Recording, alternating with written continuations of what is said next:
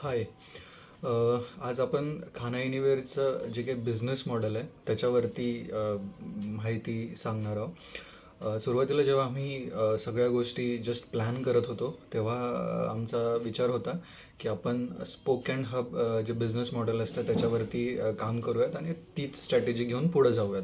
So spoke and hub म्हणजे काय की एका ठिकाणी तुमचं सेंट्रलाइज किचन असेल आणि तिथून मग जे काही तुमचे आउटलेट आहेत तिथं जेवण जाईल आणि तिथून कस्टमर्सपर्यंत ते जेवण पोहोचेल. पण यामध्ये ना खूप सगळी कॅपिटल इन्व्हेस्टमेंट आहे, सेटअप आहे, एवढं सगळं जेवण, ट्रान्सपोर्टेशन आणि खूप सगळ्या गोष्टी कंपनीला बघावं लागतात, जो की बरंचसं हेक्टिक असू शकतं. आणि इनिशियली स्टार्टअप आमच्यासारख्या याच्यातलं जिथं का फंड आणि बाकीच्या सगळ्या गोष्टीचे क्रंच आहे.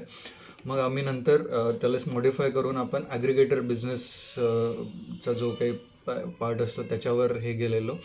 सो आता सध्या खाना एनिवेअर ॲग्रिगेटर बिझनेस म्हणून आहे, ज्याच्यात आपण शहरातल्या ज्या काही बेस्ट मेस आहेत, ज्या काही बेस्ट घरगुती जेवण पुरवणारे किचन्स आहेत, महिला आहेत ज्या घरून काम करतात, त्यांना आपल्या प्लॅटफॉर्मवरती आणतो.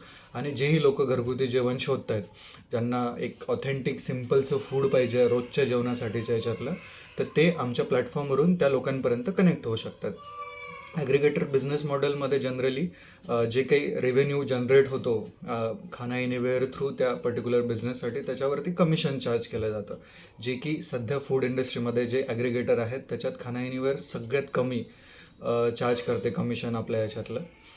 सो आपण like kind of business models काय असतात याचाही एक मी प्लॅन करतो आहे. सर, कमेंटमध्ये जर तुम्ही काही सांगितलं की ह्या बिझनेस मॉडेलबद्दल किंवा हे जे टाईप ऑफ बिझनेस आहे कुठल्या ह्याच्यात असेल, तर आपण त्याच्यापासून सुरू करू शकतो. थँक्यू.